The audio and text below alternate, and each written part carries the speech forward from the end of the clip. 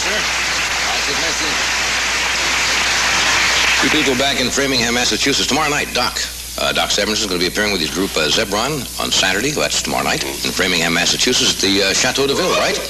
And on Sunday, he'll be in Hampton Beach, New Hampshire Club Casino. So drop in and catch the group. It's dynamite. Now, my first guest I mentioned, he is from Somerville, Georgia. He's a former minister and bicycle repairman. And he's become apparently a very much sought-after folk artist. And his work has been shown in New York, Chicago, Philadelphia, San Francisco, and in the Smithsonian Institute. But apparently he is best known for his backyard collection of broken glass, old tools, hubcaps, and used bicycle parts called Paradise Garden. We thought I'd like to meet him. Would you welcome Howard Finster? Howard?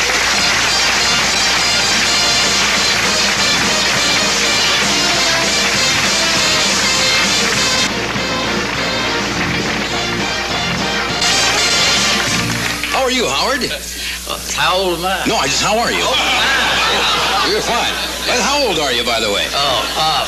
Well, I don't know. My mother said I was born in 1916, and when I retired, they couldn't find such a number, and my mother's dead, so I don't know how old I am. Yeah. Well, it's nice to have you here. Yeah, well, I've been looking forward to it since I heard about it. I never dreamed about, being on your show. I've been watching it, for many years, probably 16 or 17 years, you know. And I think to myself, will I ever get to see the real Johnny? Well, here we are. I've always wanted to meet the real Howard Finster. Now, you're kind of a jack of all trades. But where exactly is Paradise Gardens? Oh, there's two beauty spots in the world. There's a first and second. One of them's in Hollywood here, and the other one's in the Green Mountains of Somerville. That's where I live. That's where the garden is, you know.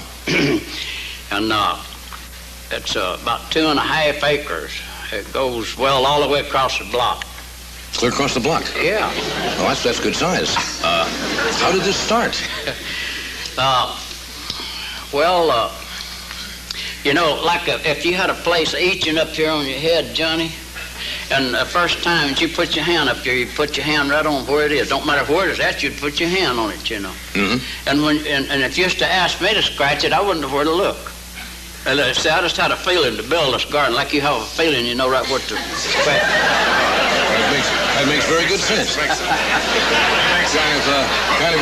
Maybe we should take a look at it. We have some tape, right? Oh, you got some tape? Oh, no. That garden, you going to show it here? Is that all right? Yeah. It'll give the people an idea what we're talking about, and if you want to comment on what we're seeing. Yeah. Because I have not seen it either. Oh, well, that's wonderful. Yeah, well, here it is. All right, now where are we at now, Howard? Oh, that's an old storehouse I built my home out of, and I turned it into a place, and then I live on the south end. That goes across the front. That's the first inlay that I did, where I molded in glass. I molded in my first daughter's little shoes and put her name in backwards, and that there is the first molding I done on the wall. That's a mounting. It's about 14 feet high. Yeah. And when the sun hits it, it just glows, you know. It's beautiful. And what do we have here? These are pictures of people on my Cadillac. That fella in blue there. That's your car, huh? That's the director of art at the University of North Carolina at Wake Forest. He gave me that Cadillac, and I'm drawing people and putting them all over it. If you want to get on the Cadillac, just drop me your picture and say, hey, Howard, I want the Cadillac. Okay. If I run out of room, I may have to put you on George Washington's coat collar. Oh, okay. About like a quarter. Now, what do we have? This is a walk. This is a walk here where when I dedicated myself to sacred art, I molded in my bicycle tubes to let the people know for sure that I'd quit fixing bicycles. Oh, I see.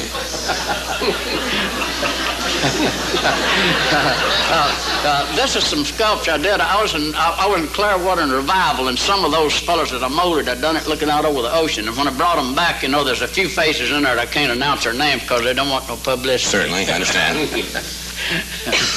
Yeah, that's a little boy. I've got a dog that's named Big Boy, and the little boy is his son. And the little boy now is young, and he whoops Big Boy because Big Boy is old. Yeah, That's me walking down through the garden there with my 5-year-old grandson. He has nails. You've been a busy man, Howard. You did all of this yourself? I paint of night and work in the garden for daytime. See. I paint, like last night, I was sitting there looking out over Hollywood, and the sun come up, and I just got a great blessing. I was sitting at that big old 9-foot picture window and watch the sun come up over Hollywood, And of a night, I look and listen and paint. of the daytime, and I work in the garden, you know. And of course, the garden has been something like maybe 18 or 20 years as a sideline thing, you know, getting ready to build a sculpture and stuff in there, you know. And when I retired from pastoring, of course, I had more time on it, you know. Where do you get all these things, dude? Well, I've always saved everything that people that I got a hold of. Sometimes some people, their family would lose their family, and they have a cleanup, you know. They're going to throw everything away, and they give me trunks, you know. It'd be jewelry and stuff like that. You just take anything, huh? Yeah, anything.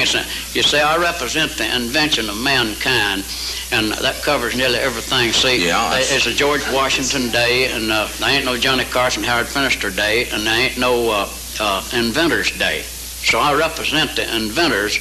It covers nearly everything. See, I'm trying to get one of everything in the world. Yeah. Well, it looks like you got it so far. You'll never run out of stuff, will you?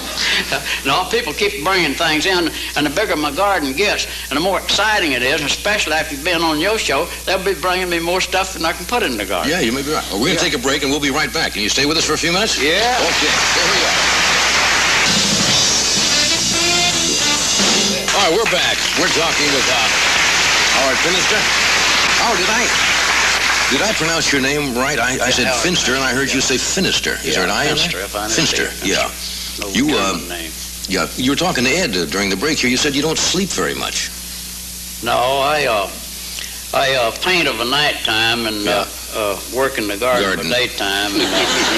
Since I retired, you see, 24 hours I do anything I feel like doing. See, if I want to sleep, it don't matter what it is, take a nap.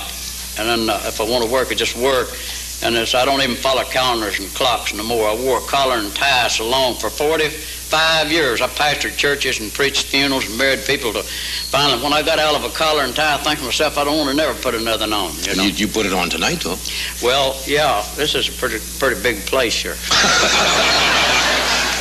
I understand you write music, too, and you're going to do a little number for us. Are these all original songs? Well, I usually make a little song up about somebody, you know. I made up a little tune about California, you know, for the young people. Yeah. Always remember the young people's got a world, the children's got a world, and then us old folks has got a world. Yeah. Can you do it for us? Yeah. Is this your banjo back here? Well, the one I play about California, I hadn't learned to pick it yet. I can pick one if I have time. Sure. Yeah. Whatever you're comfortable with. Yeah. Let's see, you want me to sing the one about California first or pick the one first? Whatever you'd like to do. What would you like to do? Well, I'll just sing this little one first. Okay. Then you can talk a little, and then I'll pick one, Doctor, if you want to. That'd be fine with me. No, I'm really an old man, and I make up songs, you know. My grandkid, I got 15 grandchildren, you know, and a lot of times they'll be out there and I'll make up a song about them and their sweethearts, you know, and then watch how they look while I'm singing it, you know.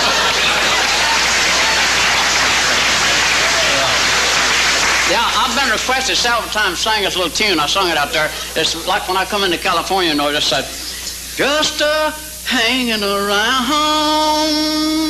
oh, California land, all the pretty girls, they fell into my hands. They leaned back on my thumb, they looked down in my face. I thought I heard them say, did you come from space? Well, I've nothing to lose, everything is to gain. If I lose my mind, I'll get a super brain.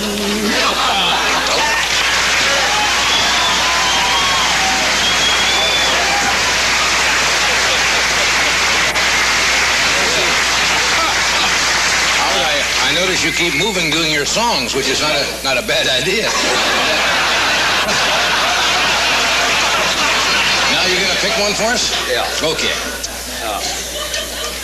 I had a special request to sing a song that I made up in the Library of Congress. I was up in the Library of Congress and I was talking on some paintings I did for the Library of Congress, you know, and when they said, Howard says you paint and all, says, what else do you do? I said, I'll make up little songs and sing them. I said, well, sing one. And that's where I made this song up. It's standing right in the main office of the Library of Congress. That's where I made it up at and sung it. And then the Wake Forest University started producing that little record, you know. Now, you know, I play by ear, and since I've got old and can't hear, I don't know how to do it. A little warm up.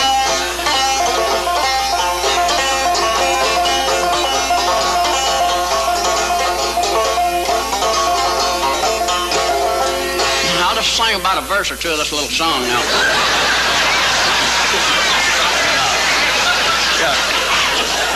This song that I'm fixing to sing, I'm just a little tack in the shingle of your roof. You know, all of y'all got roofs, you know, and I'm just a little tack in your shingle of your roof tonight. You know what happens when the tack comes out? Good.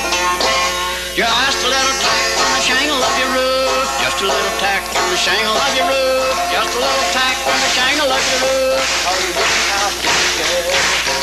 Come on back, stay with me. Come on back, let me see. Come on back, stay with me. Make your little house what it ought to be. Make your little house what it ought to be. Just a little nail in the plank of your wall. Just a little nail in the plank of your wall. Just a little nail in the plank of your wall. Hold your house together. Come on back, stay with me. Come on back, let me see. Oh, come on back, stay with me. Make your little house what it ought to be. Make your little house what it ought to be. Hey!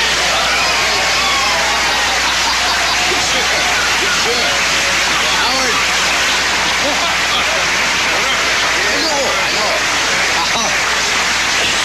Well, Howard, I thank you for being with us tonight. You look like a gentleman who has a lot of fun out of life. Oh, yeah, it's healthy for you to laugh at least once a week. Thank you, Howard, for being with us.